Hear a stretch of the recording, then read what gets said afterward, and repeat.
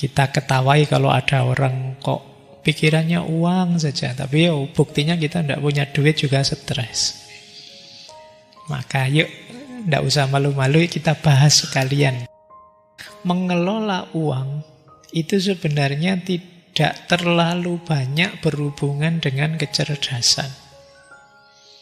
Lebih banyak berhubungan dengan perilaku. Jadi berhasil atau tidaknya kita mengelola uang dengan baik, itu sebenarnya perilaku kita. Salah lumus kita gugur, nggak jadi orang kaya kita. Gimana caranya jadi kaya dan gimana caranya tetap kaya. Untuk jadi kaya, ini awal tetap ya, diperlukan.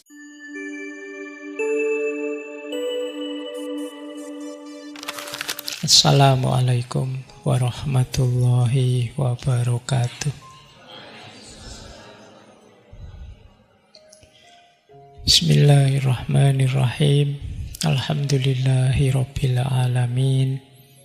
Assalatu wassalamu ala asyrafil anbiya'i wal mursalin Sayyidina wa maulana Muhammadin wa ala alihi wa ashabihi wa man tabi'ahum bi ihsanin ila yaumiddin.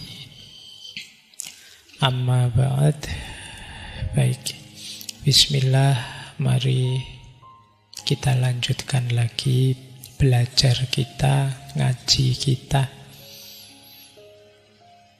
Malam hari ini kita belajar masih di tema tentang kekayaan. Malam ini kita belajar tentang uang.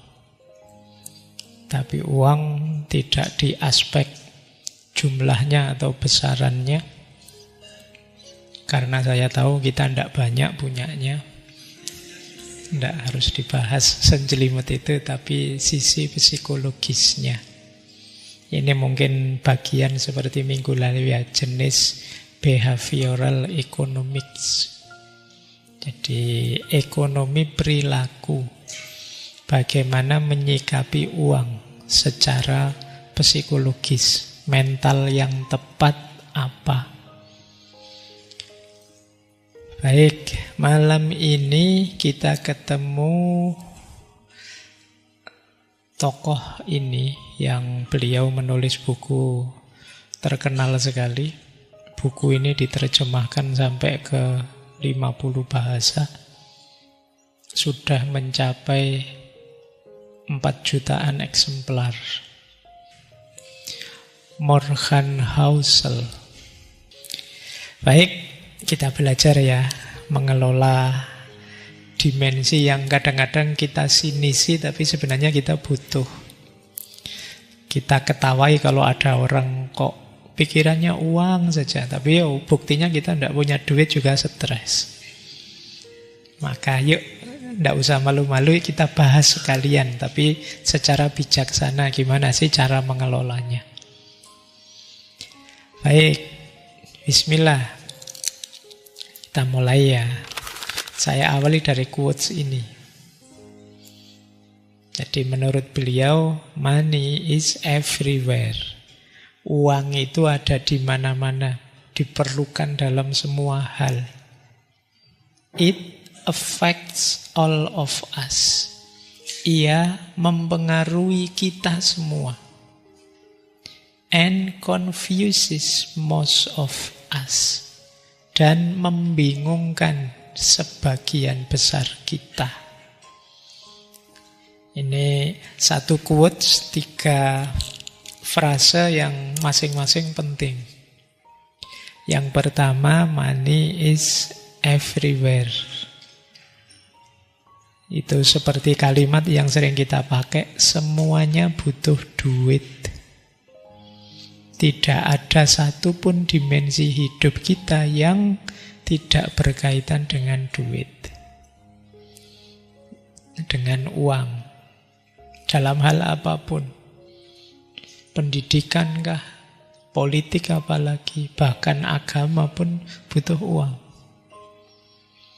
Ngaji, ya kalian butuh uang kan. Kalau tidak ada duit, tidak bisa beli bensin, tidak bisa berangkat ke sini. Ya meskipun teman-teman takmir bilangnya gratis, datang saja. Ya emangnya datang, kesininya terbang kan enggak. Saya enggak pakai bensin kan Pak, jalan kaki. Ya kan, kalau capek kan terus minggir beli minum, ya uang. Enggak ada yang tidak uang. Semua aspek hidup kita memerlukan uang. Itu money is everywhere. It affects all of us. Semua kita dipengaruhinya. Kita sadar atau tidak, kita dipengaruhi. Ya mungkin senyummu beda antara dompetnya sedang tebal atau sedang tipis. Gaya ngomongmu juga beda.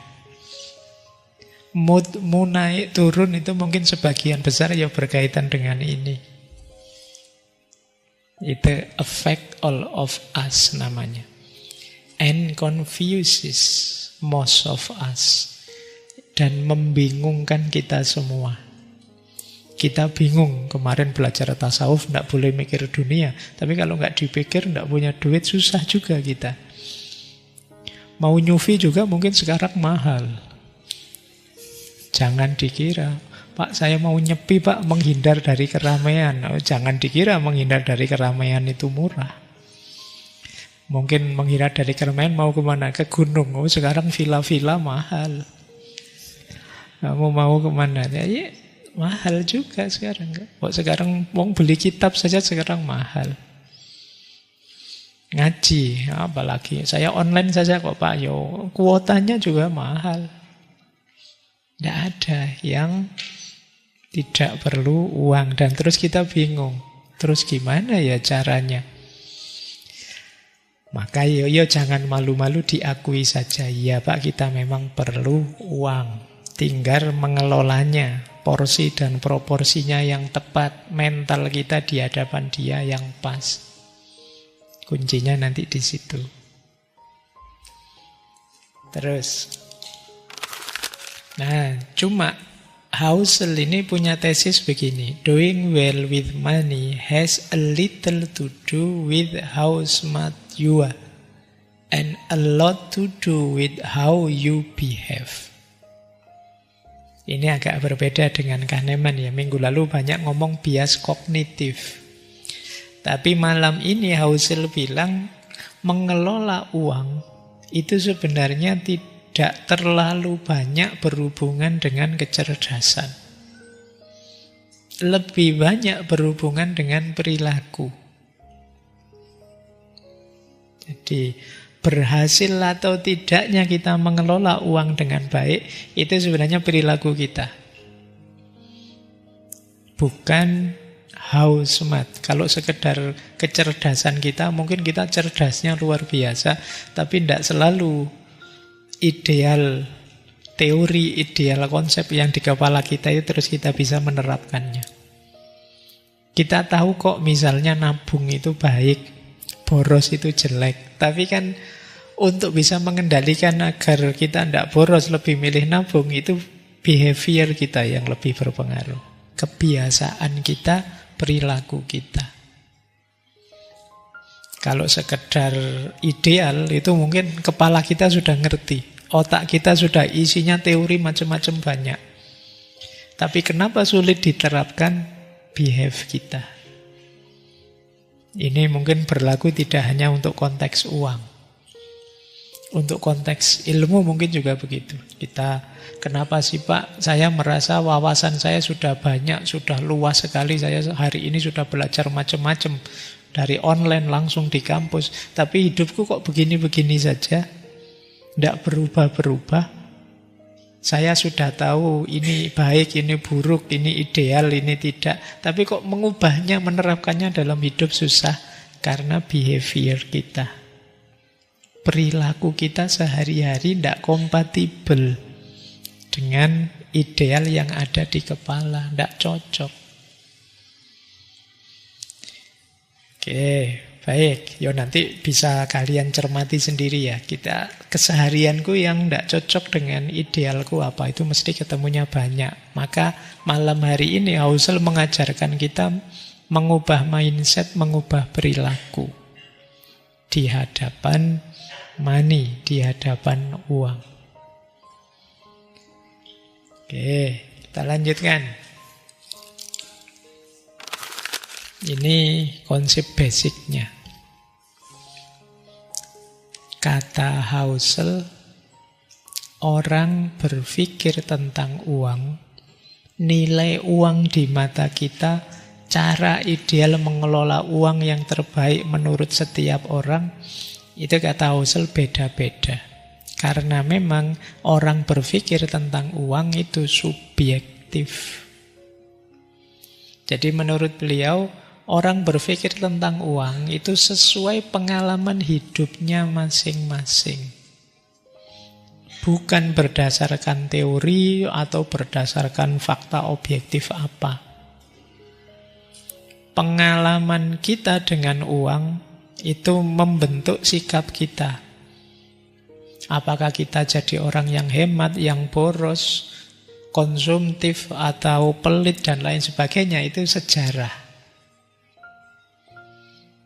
Orang yang misalnya tumbuhnya di era krisis ekonomi itu mungkin lebih cenderung takut, lebih cenderung hati-hati membelanjakan uang karena khawatir ada krisis lagi. Tapi orang yang hidupnya di era sejahtera, era ekonomi jaya, itu biasanya lebih berani belanja, berani konsumsi.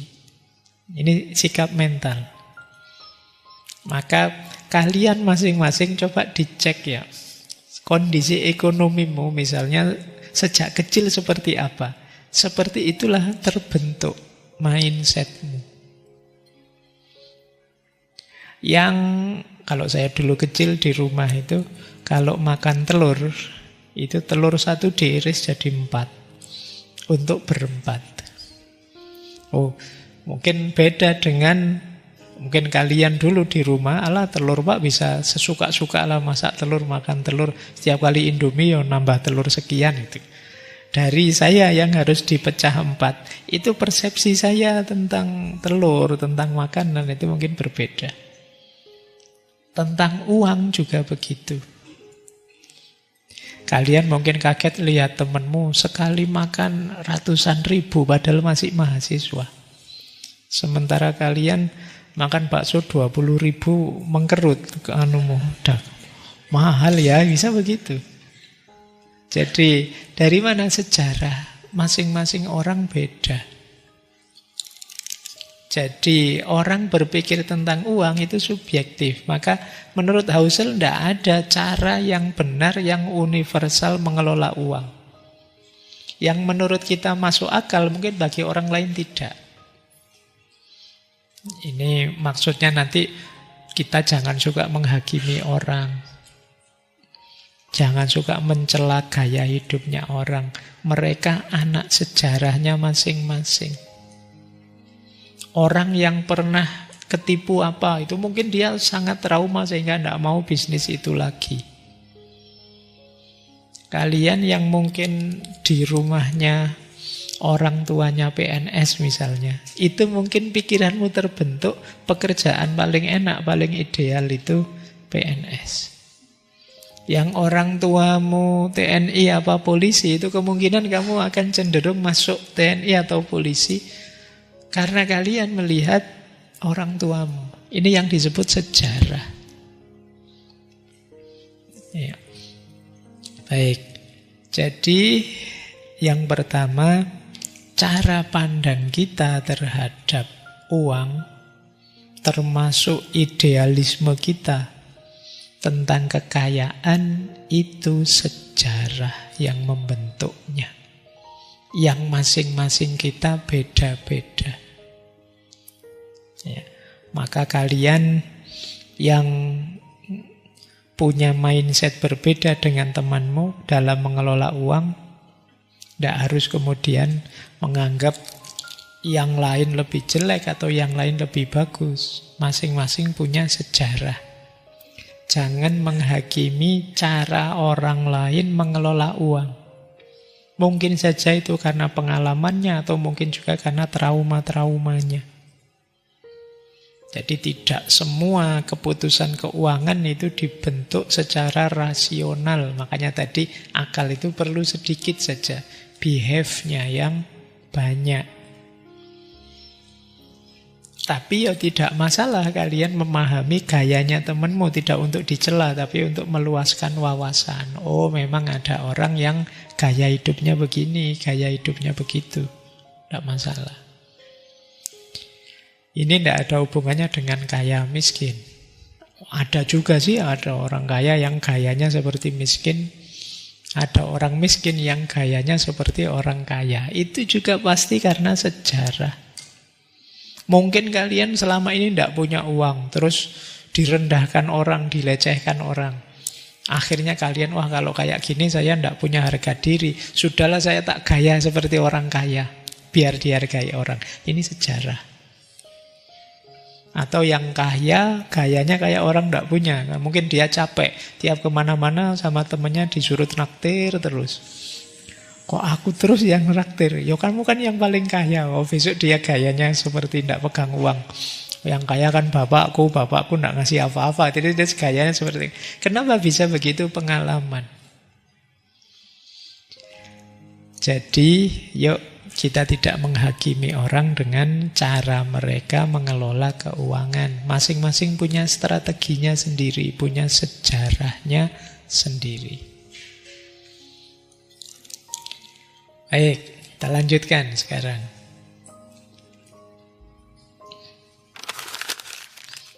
Ini juga dibahas panjang oleh Husserl tentang luck, keberuntungan, dan resiko. Jadi kalau bagian ini sebenarnya dia ingin menjelaskan pada kita mengelola keuangan itu ya tidak sepenuhnya bisa kita kontrol. Ada wilayah-wilayah yang tidak bisa kita kontrol. Kita maunya begini, tapi jatuhnya kok begitu ya. Jadi itu yang harus kita sadari. Jadi ini kesadaran kedua. Kesadaran yang pertama tadi, tiap orang beda-beda, tiap orang anak sejarahnya masing-masing. Kesadaran kedua, tidak semua hal bisa kita kontrol, termasuk dalam urusan keuangan. Makanya ada luck, ada risk. Luck itu, keberuntungan itu, kita tidak mengarah ke sana tiba-tiba dapat keuntungan. Ini namanya luck. Kebalikannya risk. Kita tidak menginginkan itu tiba-tiba datang. Ini risk. Jadi akan selalu diwarnai dua itu. Ya ada keberuntungan, ada kerugian, efek, resiko. Namanya risk. Jadi luck itu hasil positif dari kejadian yang di luar kendali kita. Kalau risk ini hasil negatif, kejadian di luar kendali kita. Ya ini kalau kita sering yang muslim pakai istilah qadarullah. Dompet saya ketinggalan, Pak. Pesimis saya ini tidak makan mesti. Qadarullah, tiba-tiba ada temen nawari makan, ngejak makan. Lumayan. Ini luck namanya. Atau mungkin sebaliknya. Kita merasa bahwa uangnya cukup, ternyata begitu tanya harganya berapa itu, ternyata melebihi jumlah yang di dompet. Itu resiko sudah. Tidak terbayangkan ternyata begitu. Atau rencananya makan sendiri di warung, tiba-tiba kok temen yang tidak tahu diri tiba-tiba datang. Ikut makan dong, tidak hanya 1, 3, 4, 5. Wah, itu risk namanya, resiko. Kita tidak membayangkan, ternyata datang. Kalau positif namanya luck. Kalau yang negatif namanya risk. Di antara luck, misalnya kata Husserl, kita lahir di keluarga kaya. Ini luck. Alhamdulillah lumayan punya bapak kaya.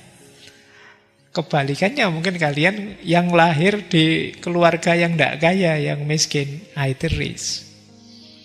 ya nasib ya. Nah gitu. Jadi ini kok keberuntungan dan resiko.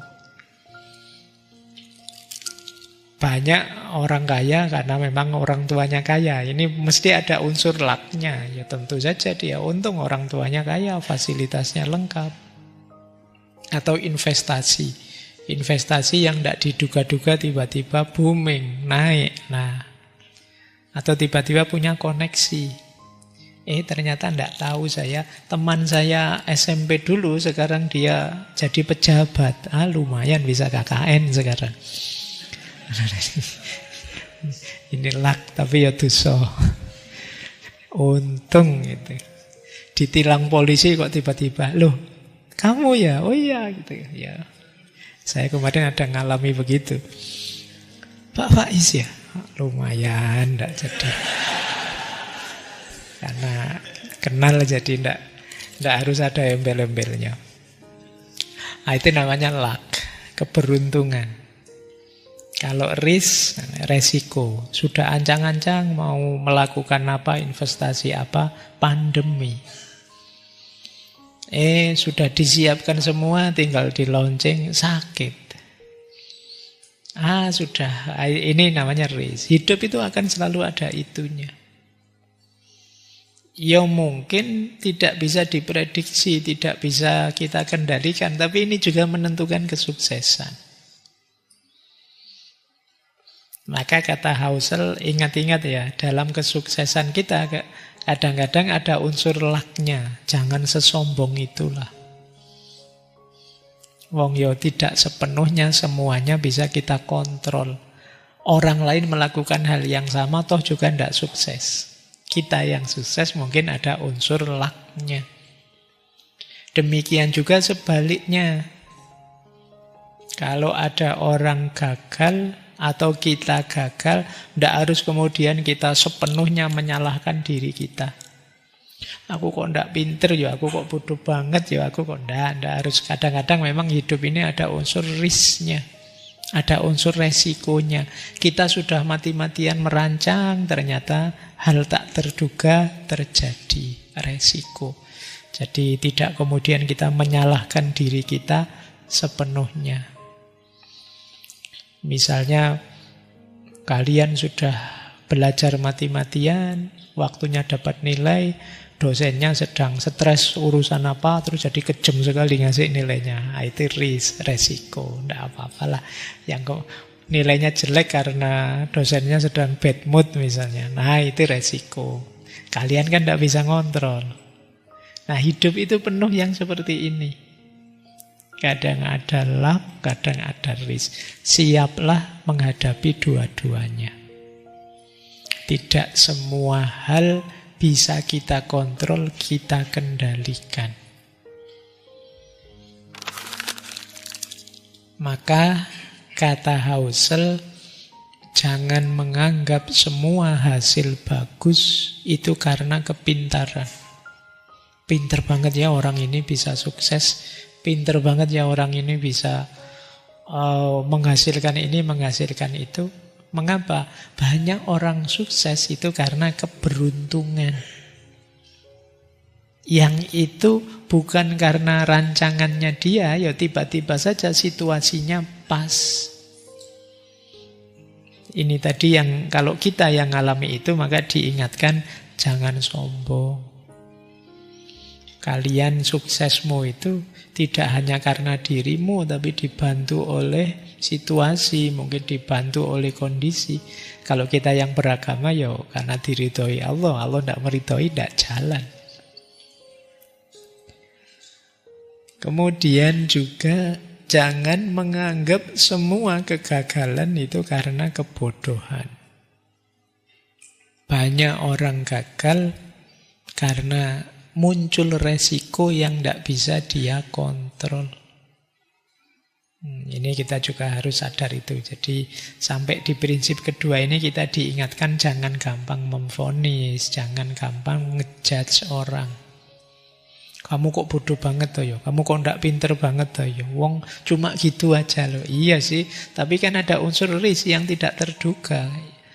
Secara rasional sih cuma gitu, tapi kan Situasi tidak terduga itu tidak diprediksi, tiba-tiba muncul.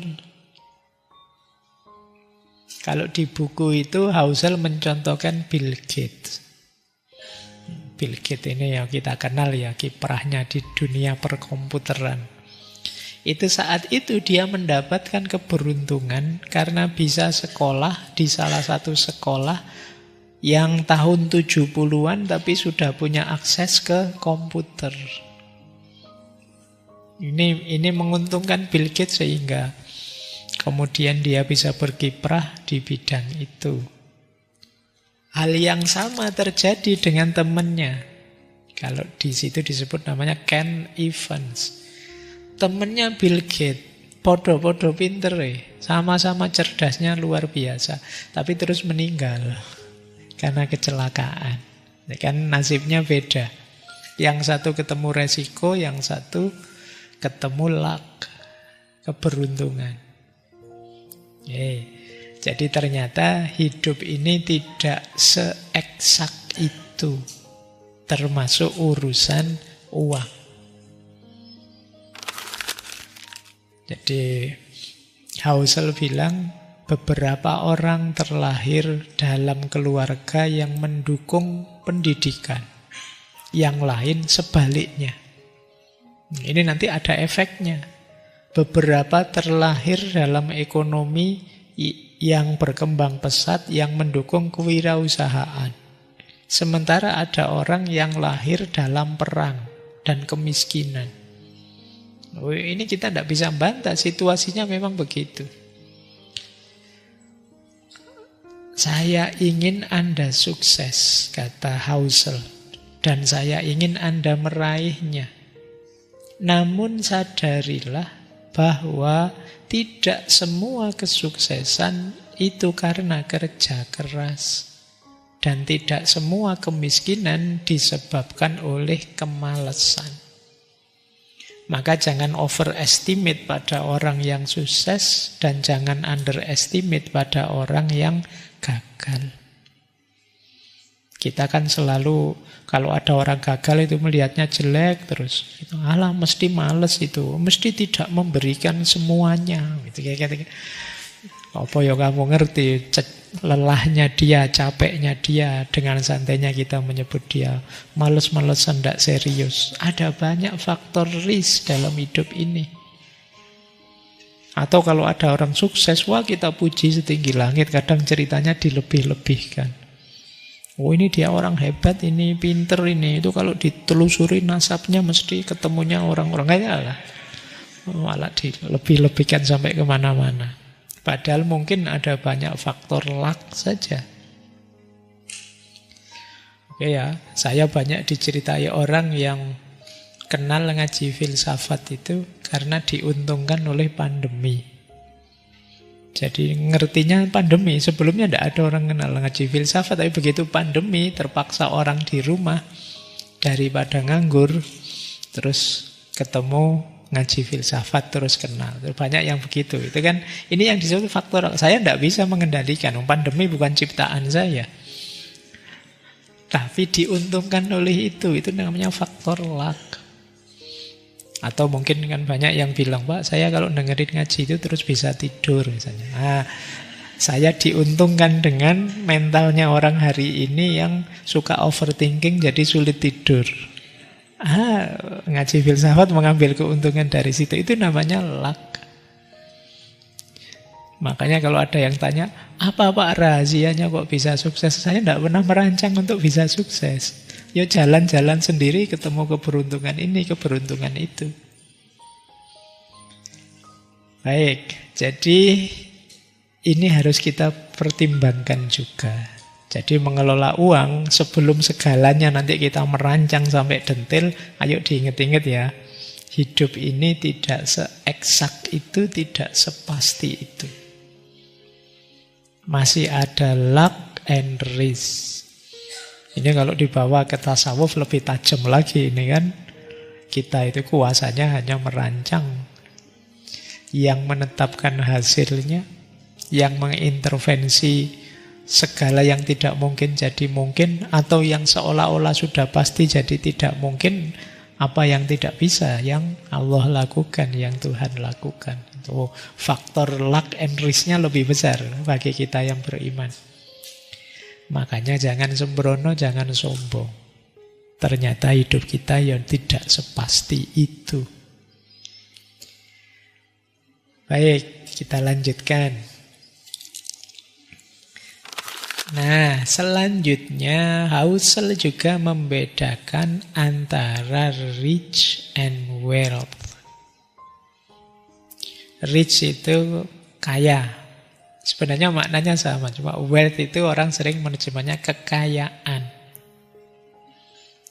Kata Husserl, you can be wealthy and not rich.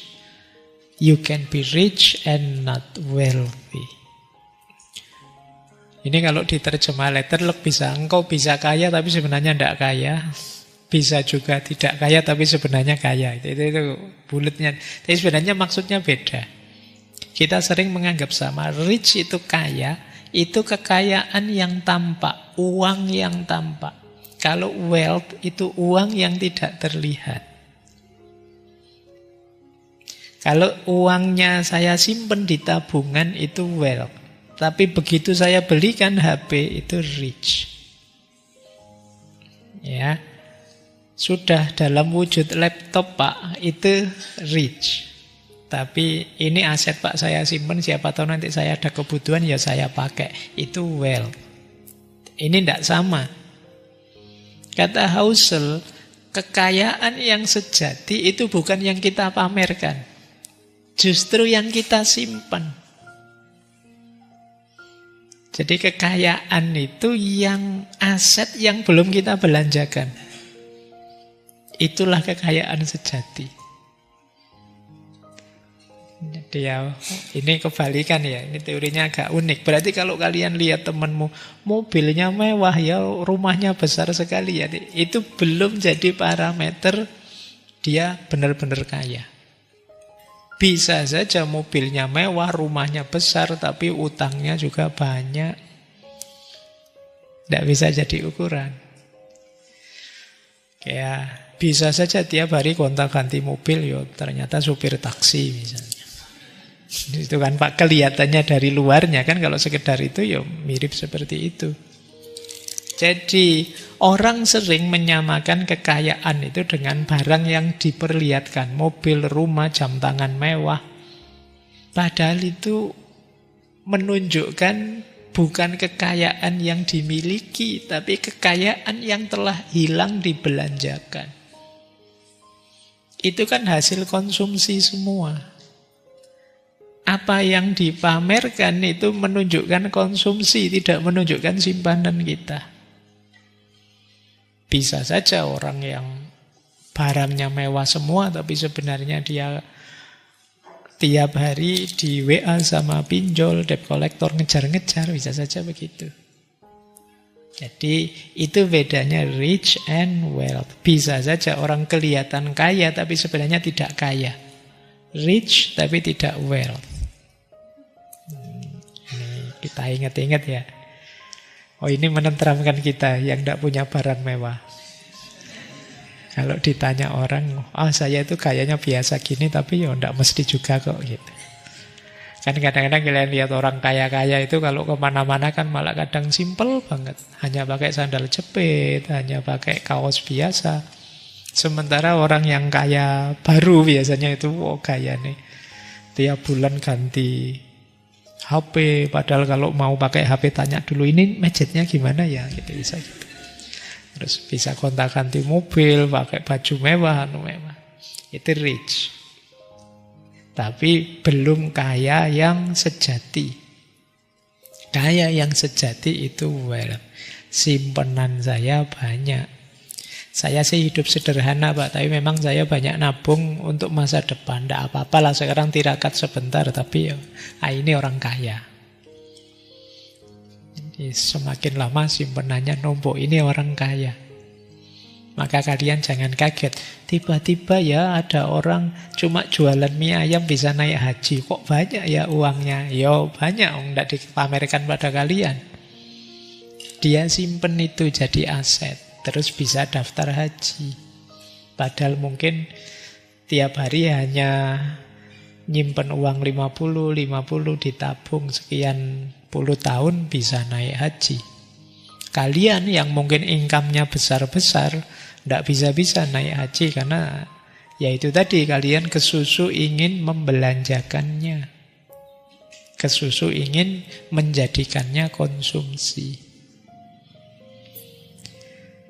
Baik, jadi sekarang kita tahu bedanya kaya dan kaya. Kaya yang sejati dan kaya yang cuma pameran saja. Baik. Nah, konsepnya sama sekarang. Perlu juga, kata Husserl, kita membedakan antara getting wealthy dengan staying wealthy. Getting wealthy itu gimana kita menjadi kaya. Kalau staying wealthy, gimana kita mempertahankan kekayaan. Ini dua hal yang berbeda. Salah lumus kita gugur, nggak jadi orang kaya kita. Gimana caranya jadi kaya dan gimana caranya tetap kaya. Kata Husserl, untuk jadi kaya ini awal tetap ya. Diperlukan semangat, kerja keras, berani spekulasi. Ini untuk jadi kaya. Tidak putus asa, jatuh bangun lagi. Itu getting wealthy. Mendirikan bisnis, beli saham, meminjam untuk usaha. Ini getting wealthy namanya. Nanti mentalnya harus disesuaikan kalau sudah kaya dan ingin mempertahankan. Tidak bisa lagi pakai mental lama, bisa bahaya. Untuk staying wealthy, ini setelah punya aset, yuk kita lebih banyak butuh perlindungan, manajemen resiko. Mungkin menyimpan dana sebagian untuk jaga-jaga, asuransi. Tidak berani lagi terlalu banyak spekulasi, harus lebih hati-hati, mentalnya beda. Ketika menuju kekayaan mungkin kita harus lebih berani. Spekulasi ini, nyoba itu. Tapi ketika mempertahankan ya harusnya tidak senekat itu. Kalau dianalogikan mungkin getting wealthy itu seperti orang naik ke puncak gunung. Harus mengerahkan tenaga, berani, semangatnya tinggi. Sementara staying wealthy itu sudah di atas gunung kita. Maka yang kita lakukan apa? Berusaha agar tidak kepleset, tidak tergelincir. Butuh seimbang, fokus, waspada. Ini staying wealthy. Banyak orang yang bisa menjadi kaya, tetapi terus gagal untuk jadi tetap kaya. Kenapa begitu? Mentalnya tidak berubah seperti waktu getting. Terlalu berani spekulasi, terlalu berani mengambil resiko. Tidak tahu kapan harus berhenti, pokoknya ingin ekspansi terus. Salah satunya mesti terus gagal, jatuh. Ini staying wealthy. Jadi yang satu getting wealthy, yang satu staying wealthy. Ini mentalitasnya berbeda, tidak boleh sama. Baik, ini kalian ingat-ingat ya, saya tahu tidak bisa sekarang menerapkannya. Mungkin besok-besok kalau kalian usaha, kalau kalian sedang berjuang, ada beda strategi ya antara proses menjadi kaya dan bertahan agar tetap kaya. Cuma kekayaan yang hakiki ya, bukan kekayaan yang sekedar untuk dipamerkan, yang rich tadi. Ini pentingnya dulu kita punya konsep hidup yang sederhana saja, yang minimalis saja. Biar apa? Biar kekayaan kita, kekayaannya sejati. Tidak sekedar kekayaan untuk dipamerkan. Sekarang kan banyak kita belanja hal-hal yang sebenarnya kita tidak butuh, hanya untuk pamer saja sih. Mungkin ada yang pegang HP lebih dari 3, kalau kemana-mana dijajar-jajar gitu. Kemudian ada yang ganti mobil tiap tahun, ganti laptop terus-terusan. Ini kemungkinan dia orang kaya tapi jenis rich, bukan yang wealthy.